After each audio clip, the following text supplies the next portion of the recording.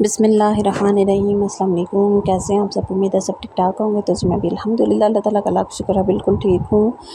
यहाँ जी हमें फ़ालसे का जूस बना रही थी मेरे बच्चों को। इस कदर आप यकीन करेंगे गर्मी ने इस कदर निडाल किया हुआ है ना हर किसी को कि बस उफ़ उफ़ हो रही है हर किसी की गर्मी की वजह से। बहुत ज़्यादा गर्मी है इस साल।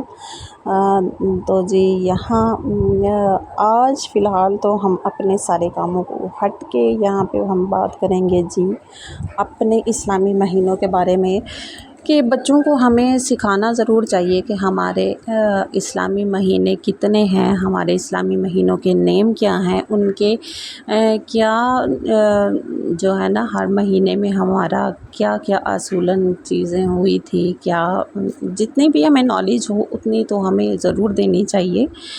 जिसमें बच्चों को इस्लामी महीनों की अहमियत के बारे में सिखाना उनकी रूहानी नशोनुमा और अक़ीदे को समझने के लिए बहुत ज़रूरी है। जैसे सबसे पहले हमारा इस्लामी महीना मुहर्रमुल हराम है जो कि सोग का महीना होता है और हमें बताना ज़रूर चाहिए अपने बच्चों को इस चीज़ के बारे में।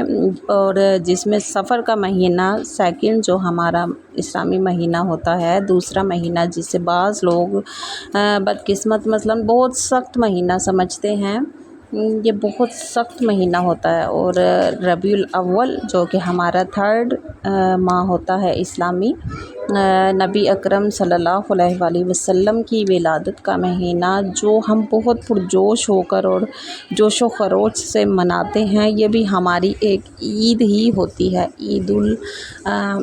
ईद मिलादुन नबी, जिसे हमें इन चीज़ों के बारे में बच्चों को ज़रूर बताना चाहिए क्योंकि बच्चे घर से ही पहले सीखते हैं। इसके बाद जो हमारा आ जाता है जी रबीउल सानी का महीना जो बहार का दूसरा महीना होता है। और उसके बाद जी जमादिल अव्वल खुश्क होने का महीना, जमादिल सानी रजब खुदा का महीना, ये बहुत मुक़द्दस समझा जाता है, बहुत मुक़द्दस महीना होता है रजब का हमारा। इसके बाद जी शबान का महीना जिसमें शब बारात, रमज़ान, जिसमें रोज़े रखे जाते हैं। रमज़ानुल मुबारक शबान के बाद आ जाता है हमारा खैरियत से। और उसके बाद जी हमारा शवाल का महीना जिसमें हमारी ईद उल फ़ितर होती है। और हमें ज़रूर बच्चों को बताना चाहिए कि रमज़ानुल मुबारक में सिर्फ़ रोज़े रखना ही सब कुछ नहीं, इसमें हमदर्दी, नेकियां और जितनी आपको नॉलेज हो ज़रूर अपने बच्चों तक पहुंचाया करें क्योंकि बच्चों को ज़ाहिर सी बात है हमें ही बताना है तभी उनको पता चलेगा। इसके बाद जी ज़िलक़द का महीना आता है, ज़िलहज का महीना आता है, हज का महीना जिसमें हज और ईद उल अज़हा मनाई जाती है। इसके बाद जी अगर हम लोग नहीं बताएंगे तो हमारे बच्चों को कैसे पता चल सकता है इन चीज़ों के बारे में। मुहर्रम आशूरा की अहमियत, हज़रत इमाम हुसैन की शहादत और जो है ना उनके सब्र व एसार की अहमियत का दर्स दें ताकि बच्चों को पता चले कि मुहर्रमुल हराम में क्या हुआ था, रबीउल अव्वल में क्या हुआ था। नबी करीम सल्लल्लाहु अलैहि वसल्लम की ज़िंदगी की जो तालीमात हैं और एहसान के बारे में आप ज़रूर अपने बच्चों को कहानियाँ उनके साथ जो है ना शेयर किया करें। रमज़ान के बारे में ज़रूर बताया करें कि रोज़े की कदर, ज़रूरतमंदों के लिए हमदर्दी और दुआ सदका में इजाफ़ा पर ज़ोर दें क्योंकि अगर हम लोग अपने बच्चों के सामने इन चीज़ों को करेंगे तो वो आपसे सीख के अपनी लाइफ में कल को ज़रूर उन चीज़ों को फॉलो करेंगे। ईद उल फ़ितर और ईद उल अज़हा इन त्योहारों की अहमियत को ज़रूर बताएं कि ख़ानदानी इज्तिमात की अहमियत और शुक्रगुज़ारी और हमदर्दी की कदर वाज़िया करें और इन अहम इस्लामी महीनों और वाक़यात को समझने और इनसे जुड़ने में अपने बच्चों की मदद ज़रूर करें ताकि बच्चों के लिए ये आसानी हो और बच्चों को इजी फ़ील हो इस चीज़ के बारे में। क्योंकि हम लोग स्टडी पे बहुत ज़्यादा ज़ोर देते हैं लेकिन कुछ चीज़ें ऐसी भी होती हैं कि जिनके बारे में हमें सिखाना पड़ता है और सिखाना भी चाहिए। जैसे कि हमारे इस्लाम के बारे में, हमारे अपने मज़हब के बारे में हमें इन चीज़ों की तालीम के ऊपर ज़रूर ज़ोर देना चाहिए। जैसे कि हम लोग स्कूल, ट्यूशन और इन चीज़ों के बारे में ज़ोर देते हैं। इसी के साथ साथ कुछ ऐसी चीज़ें होती हैं कि जिनको हम लोग इग्नोर कर देते हैं और बस बताना भूल जाते हैं। भूल तो नहीं जाते लेकिन हर वालिदैन की अपनी कोशिश होती है, लेकिन हमें इस्लाम के बारे में भी ज़रूर बच्चों के साथ शेयर करते रहना चाहिए। जितना आपको नॉलेज हो अपने बच्चों के साथ उतनी बातें ज़रूर शेयर किया करें, क्योंकि बच्चे आपसे बहुत कुछ सीखते हैं। तो जी हाँ, यहाँ पे आप लोग देख रहे होंगे कि हमारा घर, मैं आई हुई हूँ अपने घर पे इस टाइम। तो यहाँ जी हम कर रही थी मैं कुकिंग, करेले और दाल, जो कि आज हमारी रेसिपी थी, मुझे बनाना था। बेशक गर्मियाँ, लेकिन गर्मियों की सब्ज़ियों का भी अपना ही टेस्ट है।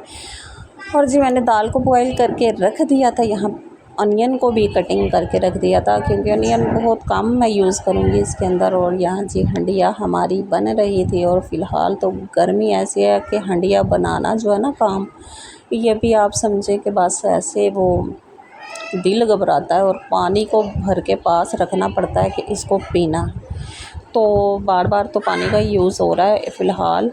तो जी कुकिंग करना भी ना एक टास्क है, समझें आप। गर्मियों के सीज़न में जो है ना, समर सीज़न में ख़ास तौर पे ऐसे लगता है बस भाई पता नहीं, बहुत ज़्यादा जो औखा सा काम, आप समझे कि बहुत टफ़ टाइम लगता है ये फ़िलहाल। लेकिन जो काम करना है वो तो करना ही है, ज़ाहिर सी बात है। लेकिन जी गर्मी से ज़रूर बचें, क्योंकि गर्मी ने इस दफ़ा ना हर दूसरे बंदे की जो है ना हालत वो ख़राब कर दी हुई है बस। और यहाँ हमारी कुकिंग भी हो गई थी जी, ऑलमोस्ट डन। और हमने जी रात का खाना जो है ना खाएंगे। और मैंने कुकिंग करके रख दी थी। इसके बाद जी मुझे रोटियां भी बनानी थी, और वो बना के उसके बाद बच्चों को खिला के और फिर हम जो है ना बैठे थे फ्री हो के। लेकिन बच्चे, हम समझ रहे होते हैं कि गर्मी है, और बच्चे टिक के बैठ जाएं पढ़ना, बच्चे बोलेंगे ना जी गर्मी तो है ही नहीं। और वैसे पित तो हुए होंगे, लेकिन नहीं जी।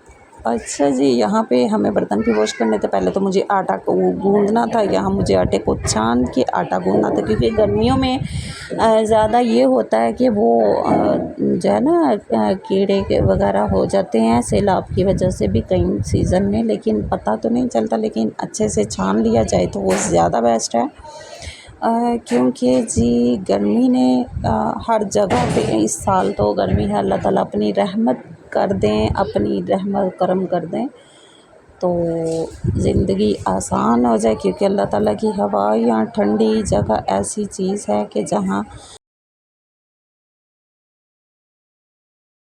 चलें जी, फ़िलहाल तो वीडियो अच्छी लगी तो लाइक ज़रूर कीजिएगा, चैनल को सब्सक्राइब कीजिएगा, मुझे सपोर्ट ज़रूर कीजिएगा, और अपना और अपने प्यारों का रखिएगा जी ढेर सारा ख्याल। मिलेंगे आपसे इसी तरह के नेक्स्ट व्लॉग में, तब तक के लिए अपना और अपने प्यारों का रखिएगा जी ढेर ढेर ढेर सारा ख्याल। और ओके बाय जी, अल्लाह हाफ़िज़।